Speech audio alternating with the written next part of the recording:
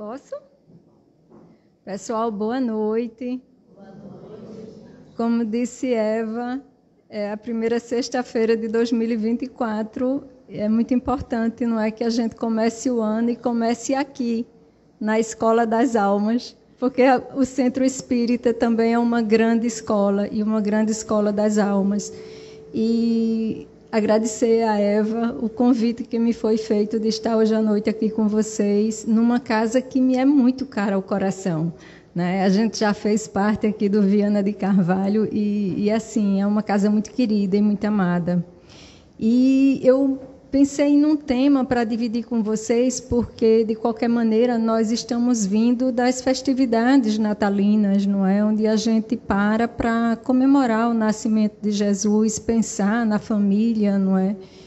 E eu pensei, junto com a inspiração de Chico Xavier, não é? Com as palavras de Emmanuel, que, na verdade, a família é a grande escola das almas. E, sim, a psicologia pode ser a psicologia humana, mas também pode ser a psicologia das almas, né? Porque quando nós estamos no consultório e estamos atendendo, nós não estamos atendendo só o nosso paciente, mas todos os irmãos invisíveis que vêm com ele também. Então, muitas vezes a gente conversa com os dois, não é? E terapia de grupo. E então, bora lá. Família, Escola das Almas. Bora lá. Eu pensei, todos nós temos a tradição, não é, do cristianismo, da cultura judaica cristã. E eu pensei na Bíblia, onde é que a gente poderia encontrar a menção das origens da família.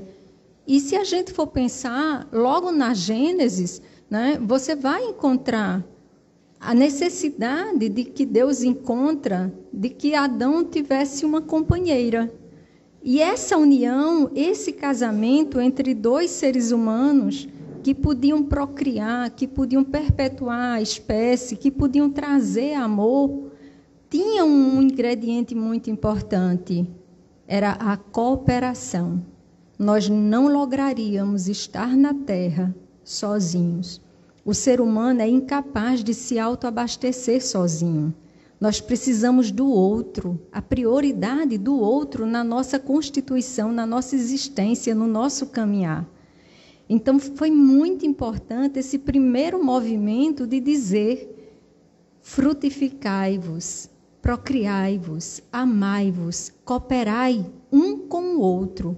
Não somos melhores do que ninguém. Todos somos aprendizes na grande escola da vida e precisamos uns dos outros. Quando a gente vai para o Êxodo, né, logo depois da Gênesis, nós vamos encontrar Moisés, né, trazendo os 10 mandamentos.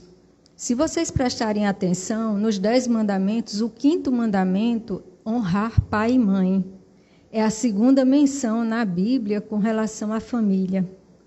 E aí eu fiquei me perguntando, por que honrar pai e mãe? Por que não tinha escrito amar pai e mãe?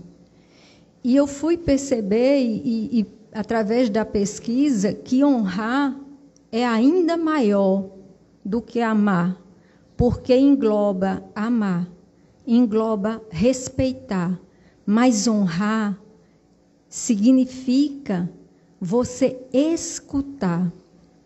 Você ser norteado pelos pais, você acatar tudo que os seus pais diz, não é? Na constituição do amor, do respeito, da obediência, do carinho. Então, esse honrar tem um significado muito maior do que simplesmente amar. Porque nós podemos amar os nossos pais, mas não respeitá-los, não obedecê-los, não acatar com os ensinamentos deles. Então, esse honrar já era uma diretriz para que a gente pudesse seguir os ensinamentos dos nossos pais. Nossos pais, na verdade, são os grandes espíritos de luz que inicialmente nós recebemos enquanto bebezinho. Porque se vocês observarem, na nossa raça humana, o bebê, ele é incapaz de existir sozinho. se não tiver a prioridade do outro, o cuidado na alimentação, na higienização, né, a gente não sobreviveria. Então, já pegando esse mesmo gancho, né, saindo da Bíblia e entrando no Evangelho segundo o Espiritismo, o que é que a gente vai perceber? Honrar vosso pai e vossa mãe, para que o nosso tempo na Terra seja perene. E aí a gente se pergunta, como assim o nosso tempo na Terra seja infinito, seja eterno, seja perene? Como assim? A gente sabe a transitoriedade do tempo na Terra. E aí, olha que bacana a explicação. Jesus vem e nos alerta. Eu nada farei, porque meu reino não é deste mundo. Não é assim que ele vai dizer lá, diante de Pilatos? Meu reino não é deste mundo. E aí é quando nós vamos entender que honrar pai e mãe é também honrar a Deus, é também honrar a Jesus. É mais, é herdar a terra na pátria espiritual. Já não se tratava de herdar uma terra como Canaã. Era uma terra na pátria espiritual. E ele vai trazer essa promessa para a gente, né? Que nós não inquietemos nossos corações. Nós não vamos ficar aqui por muito tempo, mas o que fizermos aqui repercutirá na pátria espiritual. E essa é a grande lição, é nós entendermos que todo o ensinamento do Cristo vem para acalentar nossos corações, para ser guia, para ser norteador. Não sei se vocês se recordam, mas na época do profeta Samuel, o povo conclamou que ele instituísse um rei para Israel. E ele disse, por que vocês querem que eu faça isso? Será que Deus vai se agradar de que vocês estejam colocando a confiança de vocês num rei? Não seria Deus o rei de vocês que os guia até hoje? Já havia aí 50 anos de trégua com os filisteus. Mas o povo quis um representante para liderá-los na terra. Isso mostrando o quão nós somos carentes, o como nós somos débeis na questão da confiança. Então, quando os nossos pais, que são muito próximos a nós, nos aconselham com bons conselhos, como nós também somos duros, muitas vezes, de coração, no entendimento do que eles nos ensinam. Nesse sentido, tem outra questão. Quem é que nunca parou para se perguntar, nossa, a gente está falando de honrar pai e mãe, Jesus vem com quem é minha mãe? Quem são meus irmãos? E é impactante, né? Tipo, como assim? Mas isso era tão bonito, porque nesse momento, sem Jesus poder falar, né, de reencarnação, de pluralidade dos mundos, de pluralidade de existências, de uma certa maneira ele já estava dizendo isso. Que seria mãe dele, todo aquele que fizesse a vontade de Deus. Que seria irmãos dele, todos aqueles que seguissem os mandamentos de Deus. Então Jesus, nesse momento, já estava falando das várias constelações familiares. Porque ora nós somos pais, ora nós somos filhos, ora nós somos irmãos de nossos esposos, ora nós somos pais de nossos filhos e filhos de nossos pais, ou seja, em cada reencarnação, a gente adquire uma reconfiguração na constelação familiar. Então, muitas vezes, a gente vem como filho de um esposo nosso em outras encarnações. Muitas vezes, um inimigo nosso, entre aspas, porque a gente ainda não tem essa noção de que nós não somos inimigos de ninguém, né? Mas todos somos andarilhos a caminho da evolução moral e espiritual. E se soubéssemos verdadeiramente viver a fraternidade, nos daríamos sempre as mãos. Mas a gente tem que entender que essa constelação familiar, ela vai se metamorfoseando de encarnação a encarnação, até que nós cheguemos a um estágio que não necessitemos mais né, voltarmos à Terra. Mas com isso, o que é que a gente está vendo? Que existem duas espécies de família: a parentela corporal, a parentela espiritual. Quando Jesus fala, né, dos laços de família, essa família, se a gente quiser, como Emmanuel traz um pouquinho também para o Chico, essa diferenciação, se a gente quiser fazer entre parentela e família, né?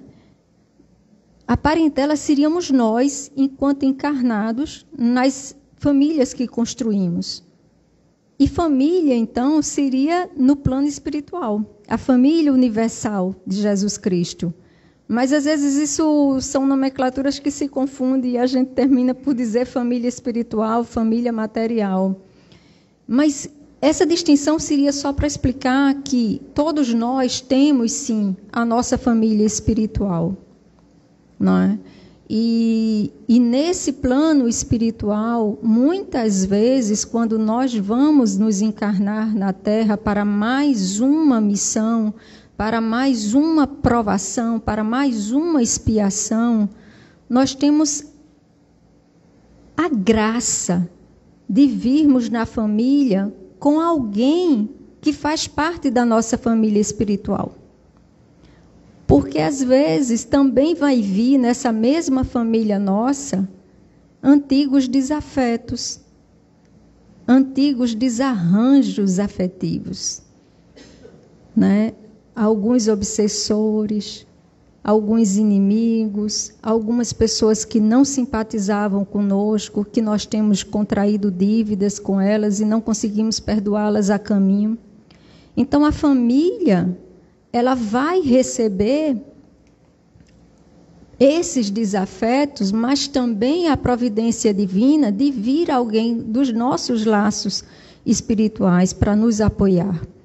Então, são duas espécies de família. A família corporal, que vai ser constituída de diversas maneiras, né?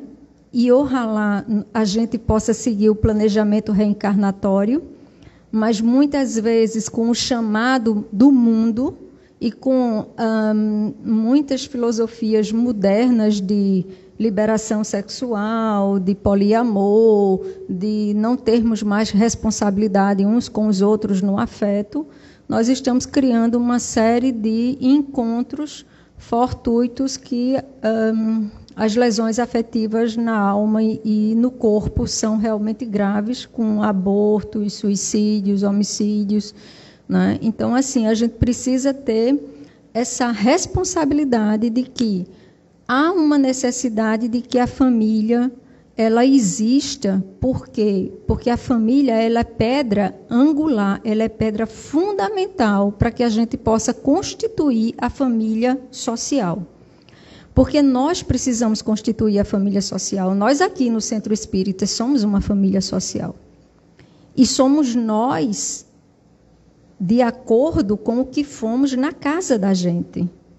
O que nós aprendemos de caráter, de personalidade, né?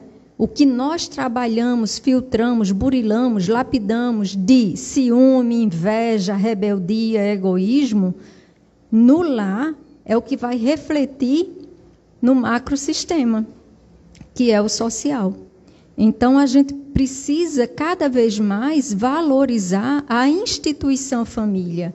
Por quê? Porque é dentro da constelação familiar, é dentro da nossa instituição familiar, que nós vamos criar mecanismos para nos relacionarmos com a civilização. Então, bora lá.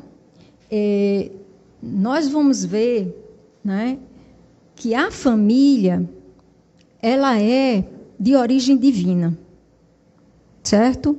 Agora, obviamente, alguns de nós podemos, sim, criar situações contrárias ao nosso planejamento reencarnatório, né? Por teimosia nossa, por recrudescimento nosso, por uma série de situações. Mas, pela lei da afinidade, da atração, e também, né, da antipatia, a gente vai vendo certas ligações no mundo material que são manipuladas por interesses. Então, a gente, às vezes, se junta a uma outra pessoa por interesse econômico, por interesse sexual, por interesse de proteção e cuidado.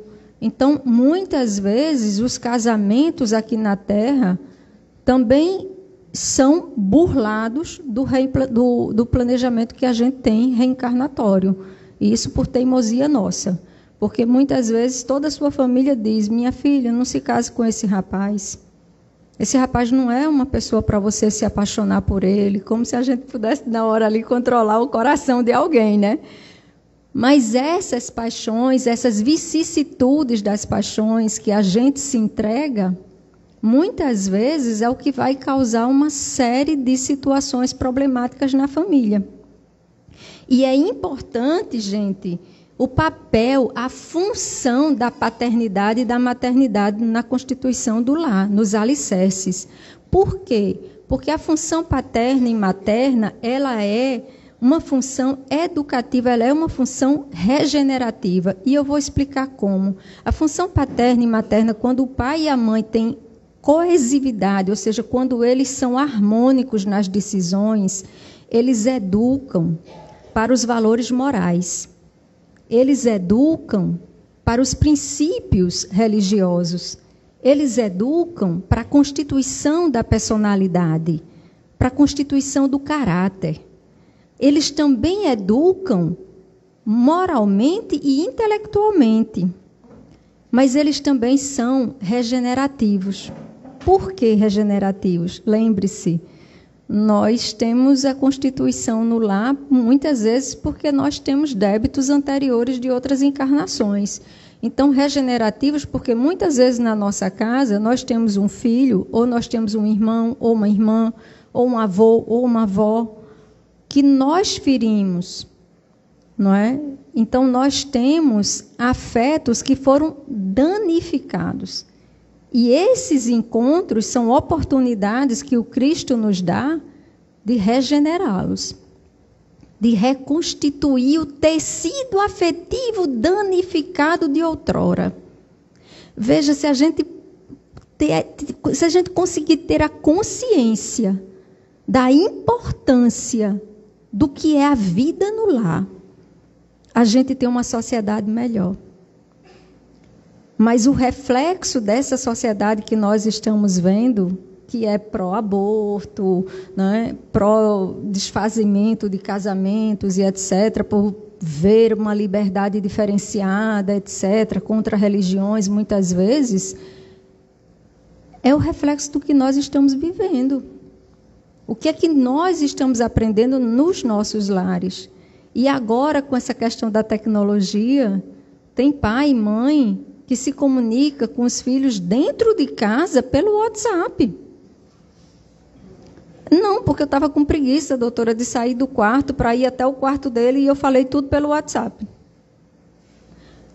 E muitas vezes, pessoal, não sei se vocês viram agora, por ocasião da passagem de ano, a Champs-Élysées, uma foto ícone que ficou todo mundo com o celular filmando. Provavelmente a gente está deixando de viver as emoções do humano, de olhar nos olhos do outro, de abraçar, de sentir aquele momento, porque a gente quer publicar nas redes sociais.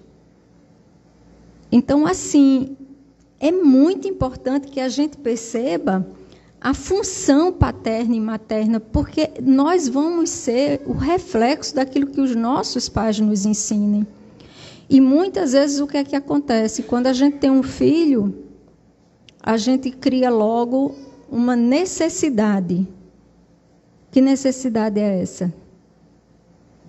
De ter uma babá, de ter um cuidador. Por quê? Porque nós não vamos ter tempo para esse filho. Porque nós temos que trabalhar para ganhar dinheiro e dar a ele condições de vida. E muitas vezes a gente mal vê os nossos filhos. E a gente não se apercebe do que está acontecendo com eles. E aí eles entram para a escola. Mas a gente não sabe quem são nossos filhos. cada vez mais a gente está terceirizando a criação, a educação. E quando chegamos em casa, chegamos cansados.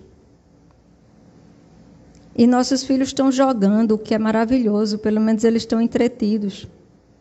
Não, gente, não é maravilhoso. Não é. Cada vez mais, se vocês não puderem ter quantidade, porque a questão nunca foi quantidade de tempo com os filhos, a questão é qualidade, né? Às vezes o telefone, o celular, ele é bem interessante, ele faz, você está utilizando 5 horas por dia. Você está usando 6 horas por dia. Então, veja quanto tempo a gente passa enganchado num celular e muitas vezes sem se aperceber do que está acontecendo dentro de casa. Ou com nosso esposo, ou com nossa esposa, ou com nossos filhos, ou com os nossos pais.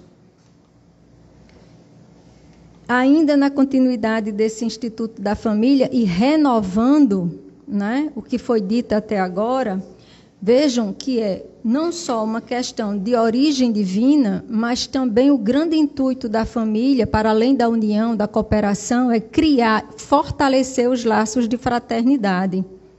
Por quê? Porque nós necessitamos trabalhar o coração humano, o coração como órgão representativo das emoções, dos sentimentos. Porque nós precisamos trabalhar as afeições na Terra. Né? O afeto, ele é constituinte de sentimento e emoção. O sentimento, ele é perene, ele é durável.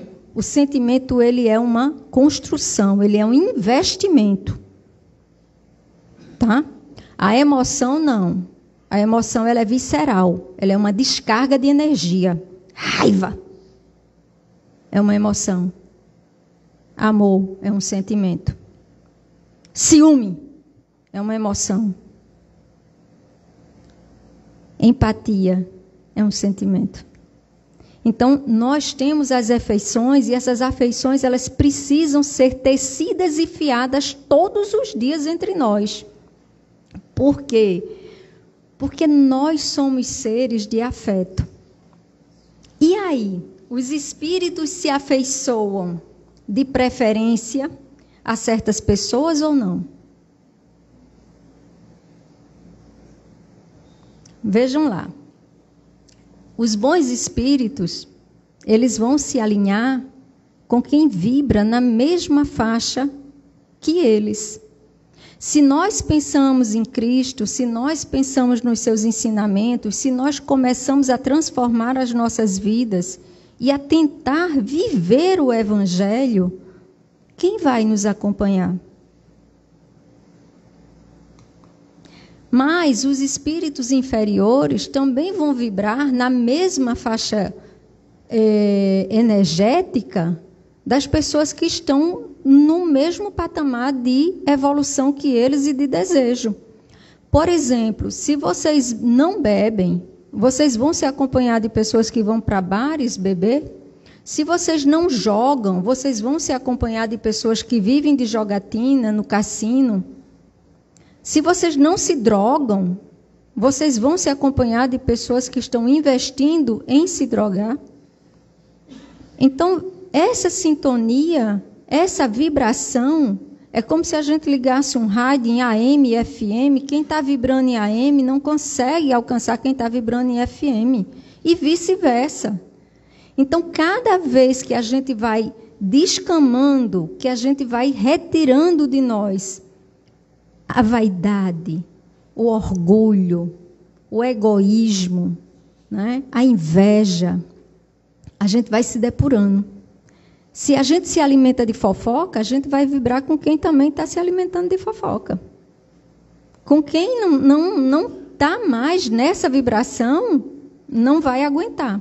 Então, isso é o que a gente precisa entender. Todas as afeições são conforme os nossos sentimentos.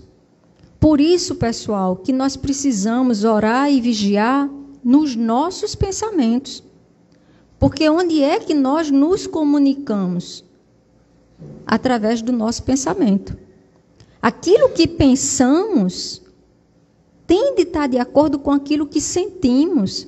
Porque se nós somos o que pensamos, nós também somos o que sentimos. ser e estar no mundo é pensar, sentir e agir. O maior conceito de saúde mental é esse. Pense e sinta em harmonia para que suas atitudes sejam coerentes.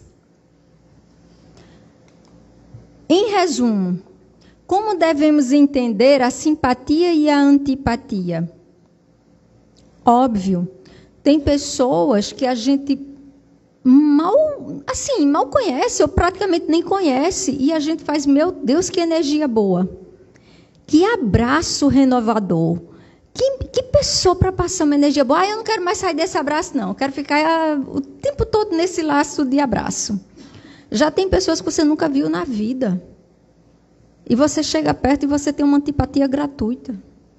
A pessoa nunca fez nada com você, mas você antipatiza com ela, você não gosta dela. E é ruim quando é teu chefe. Né? É complicado. E aí, como é que fica essas interações? A gente não brinca muito com essas coisas, não, que até dentro do centro espírita, que a gente diz assim, era onde mais deveríamos ser bem resolvidos, muitas vezes a gente tem também essas, né, atrações com uns e uma certa repulsa com os outros. Mas deixa eu dizer uma coisa para vocês que não vai ficar nada fácil. Sabe o que foi que Cristo pediu? Que as antipatias na terra morram e que nós possamos transmutá-las em sintonia de simpatia. Aqueles que nós simpatizamos, não temos mais nada que fazer. Já está feito. Mas é aqueles que antipatizamos que devemos dar atenção. É aqueles que nós antipatizamos que nós temos que chegar perto. Porque esses que nós antipatizamos também estão dentro da nossa casa. E, gente, é dentro da nossa casa que a gente vai viver uma série de questões, especialmente com um sentimento que é o sentimento básico, que é o egoísmo. E aí, eu trouxe para vocês o que é que acontece com as constituições familiares na questão das lesões afetivas. Né? É muito importante, pessoal, que a gente aprenda o respeito com os sentimentos dos outros. Aquilo que nós não queremos que aconteça conosco, que nós não façamos com o outro. O jogo afetivo é um jogo muito poderoso, porque o sentimento que nós mais falamos aqui é o amor. Mas não se esqueçam, o amor também é a complexidade de todos os nossos males. Por quê? Porque o amor mal interpretado é o amor que adoece. Não pense que quando uma pessoa diz eu tenho ódio de fulano, é porque brotou ódio. Não, é o amor adoecido. Shakespeare, em Otelo, dizia, eu não sei porque hoje amo e amanhã odeio. Ele não disse, eu não sei porque hoje eu odeio e amanhã amo. Ele disse, eu não sei porque hoje amo e amanhã odeio. Aonde vocês acham que acontecem os crimes passionais? A maioria é no conforto do lar. Porque dormimos tantos anos com uma pessoa e matamos ela. Os homicídios acontecem pelo rechaço, pela rejeição do amor. Se ela não me ama, ou se ele não me ama, se ela não me quer, ou se ele não me quer, também não vai ficar com mais ninguém. As obsessões, de onde vocês acham que nascem as obsessões, gente? Dos amores mal interpretados. Então, não brinquem com esse sentimento. Não brinquem. A força dele pode ser inenarrável, quanto também pode ser destrutiva.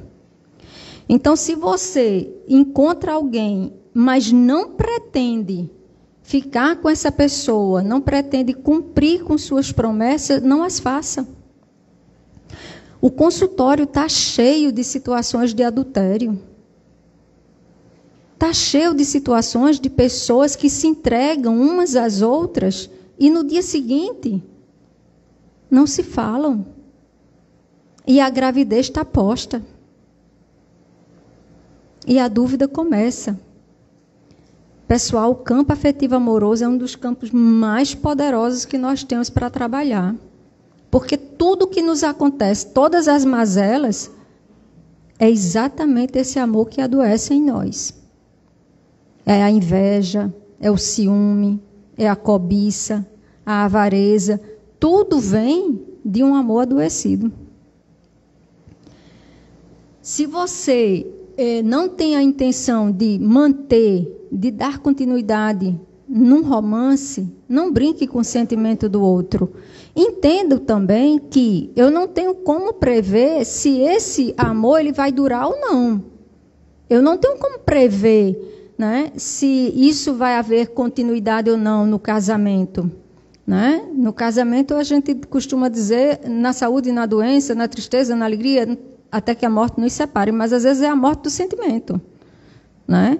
E a gente não tem controle sobre isso, mas o que eu acho que Chico está trazendo aqui para nos advertir é não enganar, não utilizar da arte do engano, né? Porque a gente não pode brincar com as emoções dos outros, porque tem consequências seríssimas, né? Quando a gente vê todos esses casos de obsessões acontecerem, a grande maioria são traições, são decepções, são rejeições, são promessas não cumpridas. Todos vocês já têm uma literatura vasta, né? Uma muito emblemática de uma moça no Rio de Janeiro que recebeu todas as promessas do casamento e ele foi-se embora para Paris, nunca voltou, né? E ele tinha mandado um espelho que era a garantia do casamento deles, né? Ela morre, né? Ele não cumpriu com nada do que ele falou para ela, inclusive casou-se com outra pessoa, e ela fica agarrada ao espelho. Ela não conseguiu sair de junto do espelho, porque ela ficava esperando que ele um dia voltasse para cumprir com a promessa. E aí ela começa a obsediá-lo. Então, assim, vamos levar a sério as questões do amor. Essa parte do Chico que ele fala aqui é todo o resumo que vocês estão lendo no slide do que eu estava falando, né? Esse amor lesionado, ele vai ter as consequências da sombra, né? Ele vai ser causa de todas essas questões aí que a gente está falando até agora. E uma das partes que eu destaquei, porque essa eu gostaria de ler para vocês, é: porque ninguém no mundo pode medir a resistência de um coração quando abandonado por outro, e nem sabe a qualidade das reações que virão daqueles que enlouqueceram na dor da afeição incompreendida, quando isso acontece por nossa causa. Pessoal, eu falei tudo isso para vocês e esqueci de dizer uma coisa. Sabem onde também estão todos os lesionados afetivos? Nos presídios, nos hospitais e nos manicômios. Vocês não têm noção de como as pessoas enlouquecem por amor. Sabe? Fazem coisas que nunca pensaram ser capazes de fazer. Então, a destruição que a gente causa na vida de uma pessoa por brincar com a afetividade do outro, por promessas enganosas, é o último alerta do Chico Xavier, né, na inspiração de Emmanuel, quando ele vai falar isso. Todos nós estamos altamente compromissados em matéria de amor e sexo. E um dia todos seremos chamados a examinar semelhantes realidades. Então, depois desse alerta, vamos voltar ao lar. Né? E nessa Constituição é onde a gente vai entender que realmente ele é a escola das almas, que ele é a base norteadora da nossa personalidade, mas que é preciso a gente instituir o Evangelho no lar. É preciso a gente convidar Jesus para entrar no nosso lar, porque a gente convida bebida, a gente convida festa, a gente convida jogos, a gente convida tanta coisa para entrar na casa da gente. Vamos convidar Jesus também, né? Porque senão fica difícil lutar contra todas as né, vamos dizer assim, contra todos os cantos da sereia do mundo material. Né? Então, é preciso ter essa importância. E aí, eu já pensando aqui com vocês, quem são nossos filhos? E a gente falou mais ou menos quem são nossos filhos. Podem ser tanto espíritos que já fazem parte da nossa família espiritual, como também podem ser espíritos que têm resíduos de outras encarnações para resolverem conosco. Mas aí fica uma pergunta, né? Amamos nossos filhos igualmente? Porque quase toda mãe, para não dizer 100%, vamos botar aí 99%, vai responder: eu amo meus filhos igualmente. Ama não, gente. Ama não. Nós amamos nossos filhos. Ponto. Nós amamos todos os nossos filhos. Mas igualmente não. Isso é impossível. Isso é humanamente impossível. Ainda mais na nossa atual condição num planeta de provas e expiações. Por quê? Porque se eu tenho como filho um espírito de luz que veio para me auxiliar na missão, ele é quem vai chegar para mim para dizer: mãe, está tudo bem? Como foi seu dia? Mãe, está precisando de alguma coisa? Como é que a senhora quer fazer? Bora lá. Não, mãe, não chora não, fica assim não. Enquanto o outro filho, a mãe está dizendo: filho, por favor, não vá para essa festa. Para de andar com esses meninos. O que é que esses meninos estão botando coisa na tua cabeça? Manda a gente catar coquinho e vai-se embora porta fora. A gente ama. E vai dar atenção a esse rebelde, ovelha negra da família, às vezes até 1000 vezes mais do que é o nosso parceiraço. Mas a gente não ama igual. A gente ama a diferença e diferença faz diferença. Porque são espíritos diferentes, com estradas, caminhadas diferenciadas. Cada um tem um papel junto a nós. Então, isso é importante a gente pensar. Muito rapidamente, eu trouxe um poema de Khalil Gibran, né, que eu gostaria de ler para vocês. Eu vou só baixar aqui um pouquinho. Vossos filhos não são vossos filhos. São os filhos e as filhas da ânsia da vida por si mesma. Vêm através de vós, mas não de vós. E, embora vivam convosco, não vos pertencem. Podeis otorgar-lhes vosso amor, mas não vossos pensamentos, porque eles têm seus próprios pensamentos. Podeis abrigar seus corpos, mas não suas almas, pois suas almas moram na mansão do amanhã, que vós não podeis visitar, nem mesmo em sonho. Podeis esforçar-vos por ser como eles, mas não procureis fazê-los como vós, porque a vida não anda para trás e não se demora com os dias passados. Vós sois os arcos dos quais vossos filhos são arremessados como flechas vivas. O arqueiro mira o alvo na senda do infinito e vos estica com toda a sua força para que suas flechas se projetem, rápidas e para longe. Que vosso encurvamento na mão do arqueiro seja vossa alegria, pois assim como ele ama a flecha que voa, ama também o arco que permanece estável. Nós não criamos nossos filhos para nós, mas para estarem aptos a cumprir com a missão que foi lhes confiada pelo Cristo. Não são propriedades nossas. E esse conceito é importante, pessoal, porque quando nós pensamos nossos filhos como propriedades nossas, nós pensamos nossos esposos, nossas esposas, nossos companheiros de jornada como propriedades nossas e coisificamos o outro. E isso a gente precisa ter cuidado. Eu tenho quanto tempo? Joia. Então, já fechando aqui com vocês. Vejam bem, pessoal, isso aqui é bem importante, é só um resumo. Tudo que nós confeccionarmos no microsistema familiar vai para o nosso macrosistema familiar, que é a sociedade. Então, é preciso a gente ter muito cuidado, porque se esse conceito de família, ele acaba, ele afrouxa, ele se desvanece, vai haver um recrudescimento do egoísmo, segundo o Kardec, né? E o que é que vai acontecer? Essas questões que vocês estão lendo no slide está no Livro dos Espíritos. O que é que vai acontecer? O que é um recrudescimento do egoísmo? Todo século, a psiquiatria, a psicopatologia, ela cria denominações. Né? Século XIX, foi o boom da histeria. Século XX, depressão, transtorno de ansiedade. Século XXI, que é o que nós estamos, tem uma problemática grave. Por quê? Porque ele foi intitulado como o século do funcionamento psicopático.